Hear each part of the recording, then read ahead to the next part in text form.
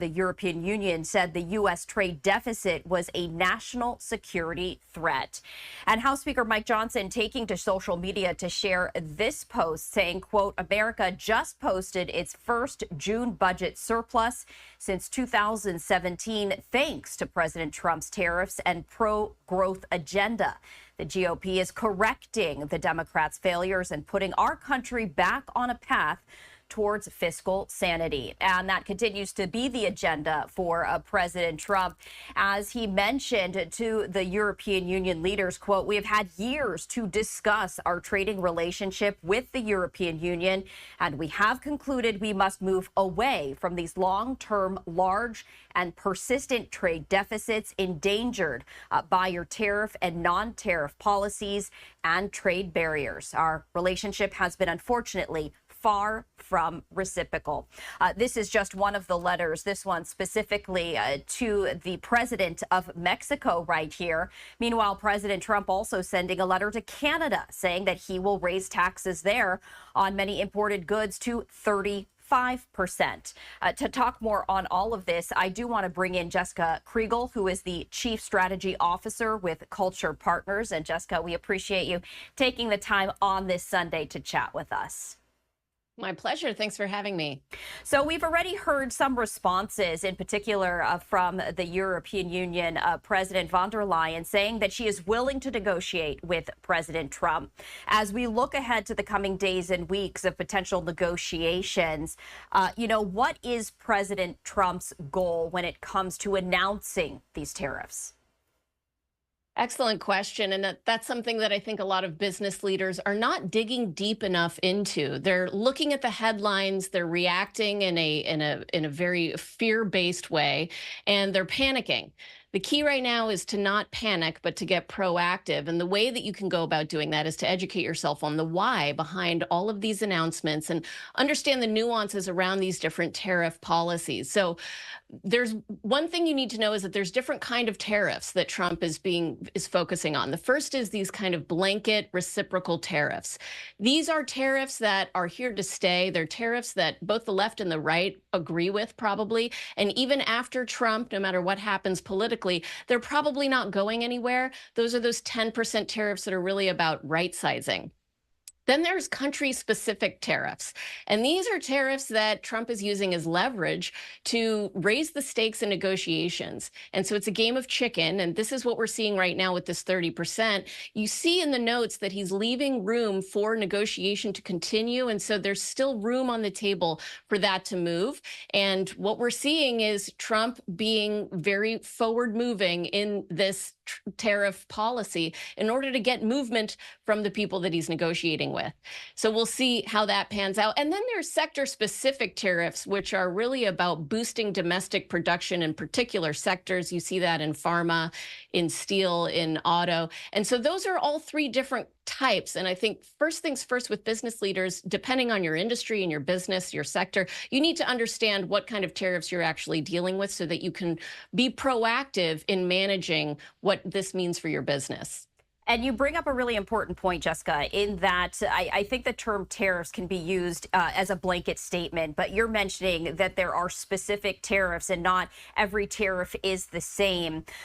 This is a strategy that we've seen President Trump employ when it comes to bringing people to the negotiating table, really creating more of a fair playing field when it comes to industries. My question to you is this, because he's done this tactic before, and we have seen countries step up and negotiate more fair deals.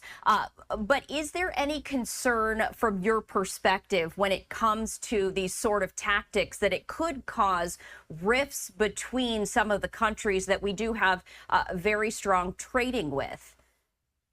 There's certainly concern, and everyone needs to keep a level head right now in order to kind of move forward in the best possible way. And having said that, Trump is a wild card. We don't know what's to come, and people will react accordingly. And so we cannot control the uncontrollables. What we can do is focus on what is within the scope of what I have control over, which is really just the way that I'm leading my business, and how can I react accordingly.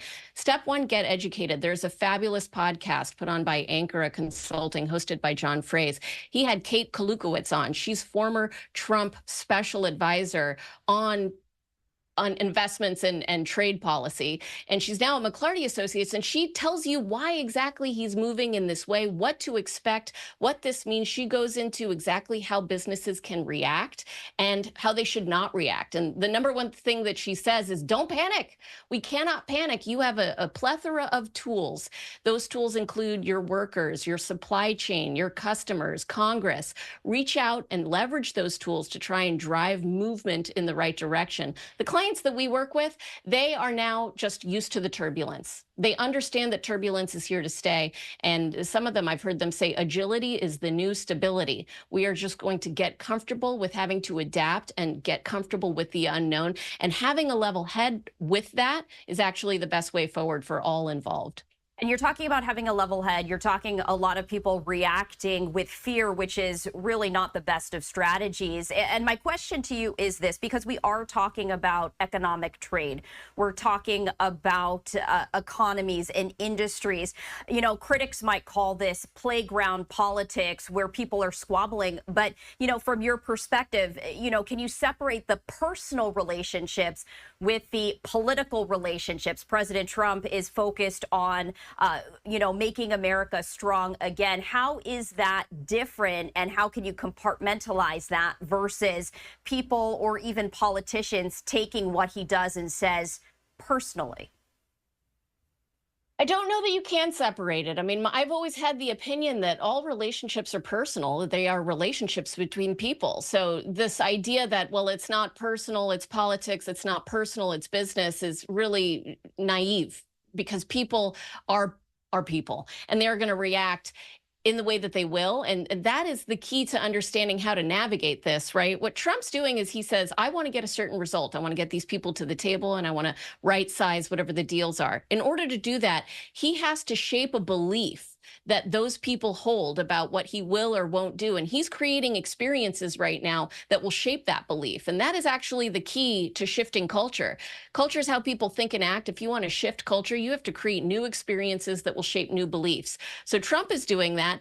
The responses will need to react accordingly as well. And everyone in this economic system will have to play their part in creating the right experiences to shift beliefs so that we can get the right result. And how it plays out is anyone's guess, frankly. You know, there's a difference between how businesses and industries are taking a look at what is going on versus perhaps the average citizen who's wondering, how is this going to impact my wallet? How is this going to impact my daily life? As we take a look at this, and this really is a case-by-case basis, you know, that could change, you know, within a day. But looking ahead with the information that we know now, you know, how could this impact the average citizen in their daily life? Yeah, well, the middle market is more exposed when it comes to these policy changes and what it means for business, right? Because the way that organizations will react is some of them are going to be reshoring, some of them are going to be diversifying their supply chain. You'll see some that are going to do hiring freezes. There's some that are stockpiling inventory, and others that are passing their costs on in perhaps strategic ways. But as we see those costs passed on, and as we see hiring freezes or maybe layoffs, that all affects mostly, you know, middle America in terms of the U.S. workers. So what do we do in that case? We have to continue to watch what's best for the long term and not just the short term. So, for example, Trump's ability to govern is going to change significantly based on what happens with the midterm elections, right? And so he's able to act in this sort of erratic way right now to keep people guessing and to try and get these trade deals going. But people within his party are going to be up for re-election, and they may put pressure on him to slow things down a little bit so that they can make a difference in that election and get reelected. And so, if the midterm results in a Democrat control of one of the houses, that changes everything about Trump's ability to govern. And therefore, it's going to change everything for businesses in the future. And so all of it, this is a very complex system. And all we can do is focus on what it is that we can control. How can we show up to drive results in the way by making that choice to just stay focused on what we can control. And I think what a lot of people are focused on is that August 1st. We keep hearing that date time and time again, whether anything should pass, at that deadline. How much should people be focused on that particular date? Well, it's the date as of today, right? I don't think that date is it's not going to end on August 1st, rather. I mean, Trump has shown that this is a lever that he likes to pull and push. And so I think this lever will continue to get pulled and pushed as long as he is in the position to be able to do so.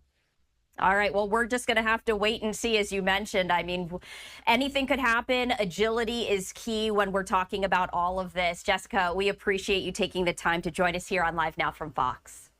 Thanks so much for having me.